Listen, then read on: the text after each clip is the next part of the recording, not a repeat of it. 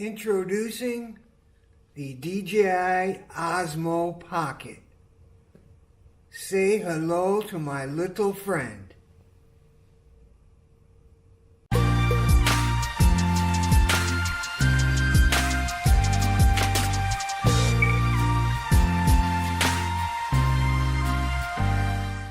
Here's just an indication how small this item really is. The actual storage box that it comes in is only 6 inches. The actual Osmo Pocket itself is only 4 7/8 inches top to bottom. Don't let the little size fool you. This little camera is a powerful 4K 60 frames per second dynamo.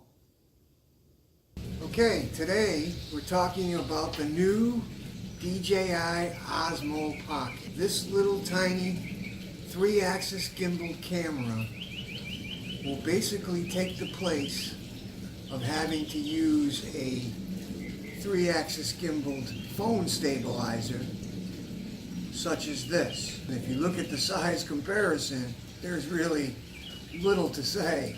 Able to shoot in 4K at 60 frames per second. That's higher than a lot of high-end DSLR cameras can do, and it's much higher than the DJI drones, which they're famous for, are able to do. They usually only can film 4K in 30 frames. Now at 1080p, this little unit can shoot in 120 frames per second, which gives you very smooth, slow motion footage.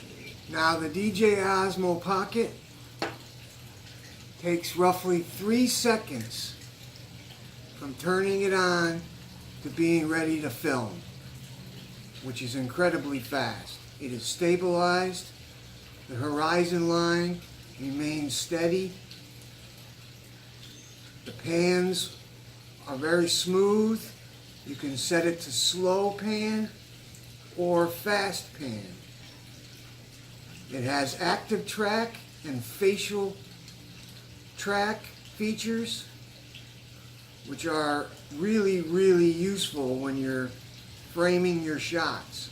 Now, when comparing the DJI Osmo Pocket to a phone stabilizer gimbal, these two are 3-axis gimbals.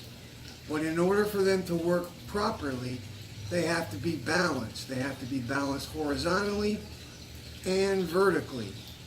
And by the time you get it all done, while it doesn't take a tremendous amount of time, it does, however, result in the fact that the shot you originally wanted to take might have been lost. Each one of these phone stabilizers, and there's many on the market, but they all do the same basic thing. They keep the phone horizon line steady. And that's, for any kind of video footage, you want a level horizon, because your eyes will go directly to an improperly leveled horizon line, much in the same way as if you're doing finished carpentry work and you put, say, crown molding up on your ceilings. If there's a gap or the boards don't look level in any way, your eye automatically seems to be trained to these little mistakes. Another way I equate it is I do a lot of drone footage, and when you're doing an aerial footage, that horizon line, it can be slightly off and it makes your videos just look awful and very unprofessional. Now, they can be fixed in post-production, but that's added work. Why have to do it if you can have a level horizon right from the get-go? Both the Osmo Pocket, which is this little unit, and this is the Osmo Mobile 2, they have to be properly leveled. And the Osmo Pocket does it automatically. 3 seconds and you're up and shooting. While the Osmo Mobile 2, it'll take you roughly 45 seconds to a minute and then if it's not level, you have to calibrate it, and that takes another additional minute or so. So you've wasted 2 minutes of almost shooting, where you can start shooting right away with this little baby. Of course, as I mentioned earlier, when you first open the box, the actual box itself is only 6 inches. This is only 4 7/8 inches complete from top to the bottom. And when you first look at it, you're like, is this going to be like anything that's worth using? Can I use this professionally? And the answer is most definitely yes. Now, a lot of people like to compare this to the GoPro Hero 7 Black.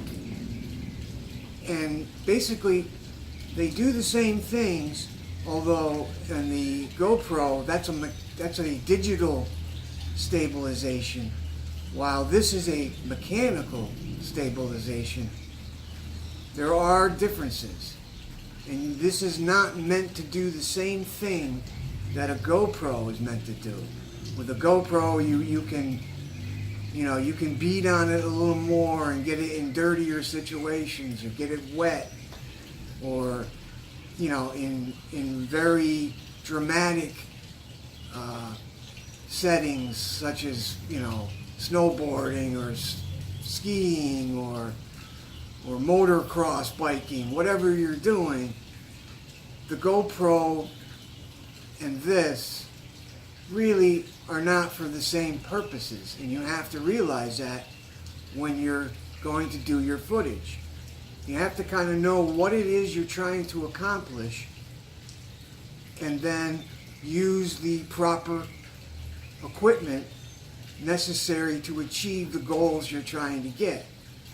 Now, they do make attachments for this where you can attach it to your helmet or on your chest and walk around. They're coming out with a waterproof casing that this goes in, and it can be attached to a selfie stick, and you can actually dive with it. They say up to 30 meters. But the fact of the matter is, the GoPro and the Osmo Pocket are really meant to do two different kinds of things. They're not meant to be interchangeable, really. So if you're doing vlogging, or if you're traveling, or you do a lot of those kinds of footage, this is an unbelievable product. But if you're going to be jumping on your motocross bike and doing jumps and potentially getting dirty or wet or whatnot, well, the GoPro is probably the better solution for those kinds of footage. And that's the same with a large DSLR platform that requires, different size lenses and different situations where you might be in. It all depends on what you're going to use it for. Now, does this replace? Like I said, it doesn't replace depending on what you're going to use, and the DSLR is the same thing. You may need that for certain kinds of shots and certain kinds of situations. But in terms of being able to place this in your pocket and go on the go and get the same 4K footage you can with a large DSLR platform, this is really a viable alternative. It's not a perfect solution. No equipment is perfect. And like I said, there are $3,000, $5,000 camera systems that don't film at 4K and 60 frames. They might film in 4K up to 30 frames. 1080 you'll get higher frame rates, but very few DSLR cameras will actually film at this rate. And the latency between what's shot and the video is it's very minute. This is giving out 100 megabits per second of data, which is incredibly fast for such a tiny little unit. I myself don't own a large DSLR camera.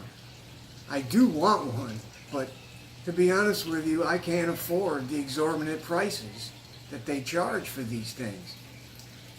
I mean, some of the, a couple $1,000s, and that's just for the body. That's not including the lenses, which can be outrageously expensive in themselves. And if you look at, professional photographers, they've got a whole bunch of different lenses, a whole different bunch of different body styles for different situations. A guy like me who's just starting out, I just can't afford those kind of things. So right now I'm using my phone to film this. And it's filming in 4K, 30 frames per second. I am filming with the Filmic Pro app, which is a pretty decent app for photography and videography. And it offers a wide range of professional settings. But so too does this little Osmo Pocket. It is constructed of a hard plastic, although the 3-axis gimbal, which is motorized, this is a metallic, and it has a slight rubbery grip on the bottom, although I usually hold it from the sides, because on the front there is a microphone facing you and another microphone on the bottom. So if you were doing filming in what they call the flashlight mode, you're still going to have a microphone facing you. On the front of the Osmo Pocket is a small LED screen, and what that's basically used for is to frame your shots properly. It's very small, and you can, tap control the active track or the facial track. You can control your settings. But in terms of being able to see if something's in focus or if in proper contrast, it's very hard to see. So I wear glasses, and a lot of times I'm not able to know if it's properly in focus or in proper exposure. And for that you need the monitor, which hooks into the phone. Your phone becomes the monitor. But they do offer a new Bluetooth base that you can buy. It attaches to the bottom via the USB-C adapter, which is on the bottom. And what that allows you to do is connect directly to your phone and the Mimo app, which controls this Osmo Pocket.